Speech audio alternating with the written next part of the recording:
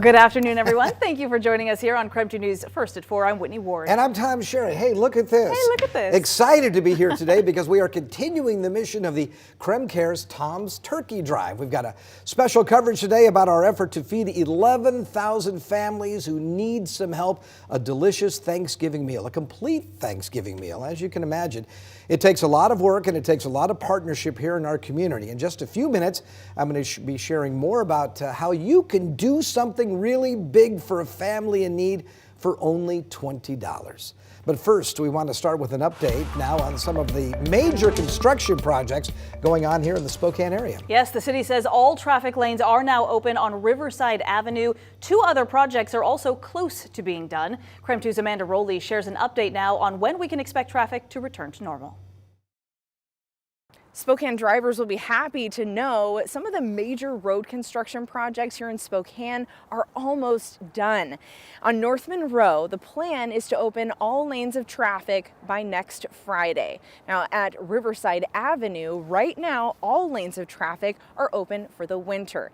And finally, all lanes at Thor and Freya, including the eastbound I-90 exit ramp, are expected to open in the next 2 weeks. Now, the city of Spokane says the unusual fall weather we recently experienced did impact the progress of these projects. I'll have those details coming up tonight at 5. Amanda Rowley, KREM 2 News.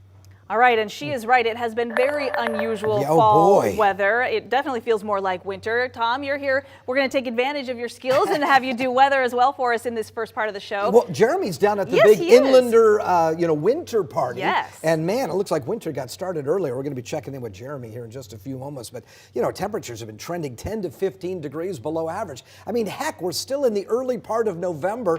And right now we're at 32 degrees. But look at how flat Lake Coeur d'Alene is right now. That wind out of the northeast, that's being measured out at the airport out on the West Plains. But my, oh my, it has certainly been different. You take a look at the Doppler radar, we're actually seeing some snow. So if you're going to be heading across I-90 and you head out towards the east slopes of the Cascades, watch out. You could actually find some snow there as you're heading along I-90 and just outside of Moses Lake and into the Ellensburg area. So be aware of that.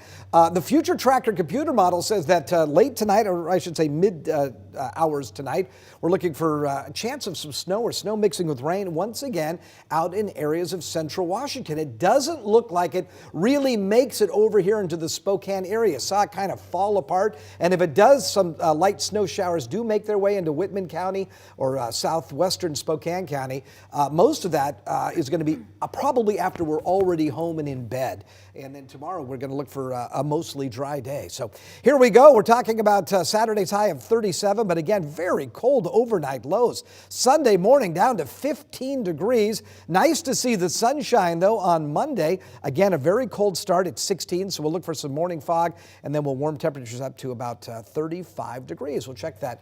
Rest of your extended forecast. Also going to be checking in with our good friend Jeremy Legoo out at the big Inlander ski show coming up. Yes, they've got plenty of snow there. No fresh snow here that we have been enjoying at least lately, but the 49 Degrees North Ski Resort did celebrate its season opening just today. This is fabulous. KREM 2's Nathan Hyun traveled to Chewelah to take it all in. It's opening day here at the 49 Degrees North Ski Resort. I'm at the top of the hill right now. They tell me that it's over a mile to get to the bottom. You can see some of the skiers and snowboarders coming down off the lift. And the general manager tells me that this is one of the earliest dates they've ever opened up. Wonderful opening day. We decided to open because we had enough snow to open. We thought people are really ready to get out here and get on the snow. We got the snow. Why would we stay closed? So this year is the 50th anniversary of this resort. They'll be open throughout this weekend and next weekend, and they hope to be open every day soon after Thanksgiving. And at 5, I'll have reaction from some of the skiers and snowboarders who came out today. In Chewelah, Nathan Hyun, KREM 2 News. And in other news tonight, Idaho has had its first flu-related death of the season. The Department of Health and Welfare says that person was in north central Idaho and they were over the age of 65. So Idaho averages 45 reported flu-related deaths each year. But again, most of those deaths are in older folks that are age 65 and older. Well, the Washington Department of Fish and Wildlife had to euthanize a black bear that's been found roaming in a Spokane neighborhood. He was roaming around all last week. Northwood neighbors say the bear was eating their garbage and their chickens. Yeah, wildlife officials say they actually came face to face with the bear several times, but they decided it wasn't safe to confront it. Yesterday, officials decided then it was time to euthanize the animal simply because of an increased risk to public safety. In the meantime, grizzly bears could be coming back to the North Cascades, where they, of course, once thrived. Those bears were killed off from the local ecosystem a long time ago, and a study to see what would happen if they did come back to that area was actually paused in 2020. But the National Park Service and U.S. Fish and Wildlife have announced that they are considering plans to bring grizzly bears back to the North Cascades, although nothing official has been decided as of yet.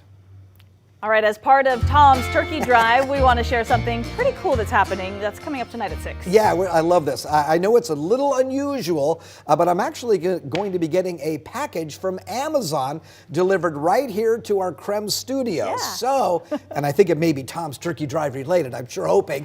So we wanted to track our driver and where he is located. Oh, there he is right there. This is where he's located on his journey to the KREM 2 studio. And be sure to stay with us as we watch the Amazon driver's progress. We think he's going to help us out. I love this. Looking